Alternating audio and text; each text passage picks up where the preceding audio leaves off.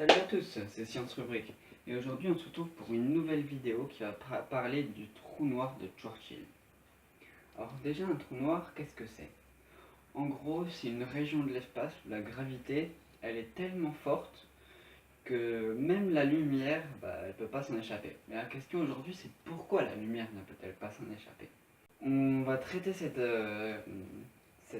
question pour le trou noir de Churchill qui est le trou noir le plus simple pouvant exister. Donc en gros, il ne tourne pas sur lui-même, sa charge électrique est nulle. Pour répondre à la question, je vais utiliser une théorie. Cette théorie, c'est pas celle qui est admise par tous les scientifiques d'aujourd'hui, mais je trouve qu'elle permet quand même une très bonne approche du fonctionnement d'un trou noir en gros. Pour comprendre cette approche, il faut déjà connaître plusieurs outils physiques, plusieurs formules pour comprendre tout simplement. Et donc ce premier outil, c'est la vitesse de libération d'un astre. Donc ce qu'il faut savoir, et qui est assez intuitif, c'est que pour s'arracher à la gravité d'un astre, au champ de gravité d'un astre, il faut avoir une certaine vitesse. Et la vitesse minimale qui permet à un objet de sortir de ce champ gravitationnel, c'est ce qu'on appelle la vitesse de libération d'un astre. Et donc, ça marche pour tous les astres possibles, donc pour les planètes, pour les étoiles, ou pour les trous noirs. Aussi, plus on est éloigné de cet astre, plus il va être simple de sortir du champ de gravité.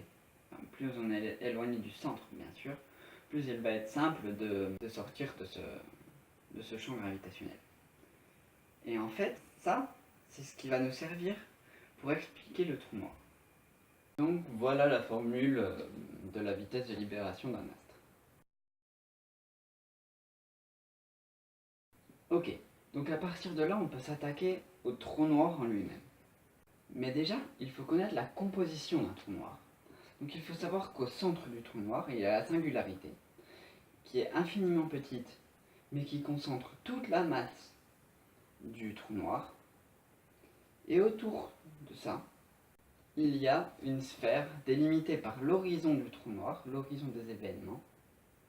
Et donc le rayon entre la singularité et l'horizon, le rayon de la sphère en quelque sorte, ça s'appelle le rayon de Schwarzschild.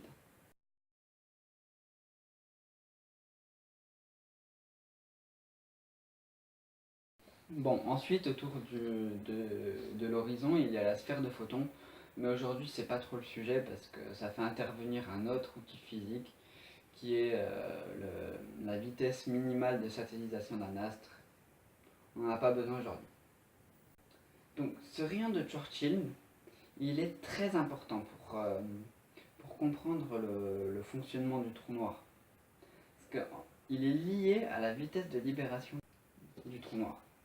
Et donc, si on calcule la vitesse de libération du trou noir, au niveau de la singularité, ou très proche de cette singularité, on va très vite s'apercevoir que cette vitesse de libération, elle est supérieure à la vitesse de la lumière. Et donc, la lumière ne peut pas sortir du champ gravitationnel du trou noir. Et c'est pour ça d'ailleurs qu'on appelle ça un trou noir. C'est parce que la lumière ne s'en échappe pas. Mais on a vu aussi avant, un peu plus tôt, que la vitesse de libération, au fur et à mesure qu'on s'écarte du centre de l'astre, elle diminue. Donc il y a un point où cette vitesse de libération minimale, elle va devenir inférieure à la vitesse de la lumière. Et donc, on peut faire le calcul. Et donc, cet endroit, c'est l'horizon des événements du trou noir. Et donc, le rayon de Churchill, en fait, il est, si on fait une équation, tout ça, et en fait, on va s'apercevoir que c'est le rayon pour lequel la vitesse de libération est égale à la célérité de la lumière. Bon, là, voilà, je vais vous montrer l'équation que j'ai faite, qui est assez simple en soi.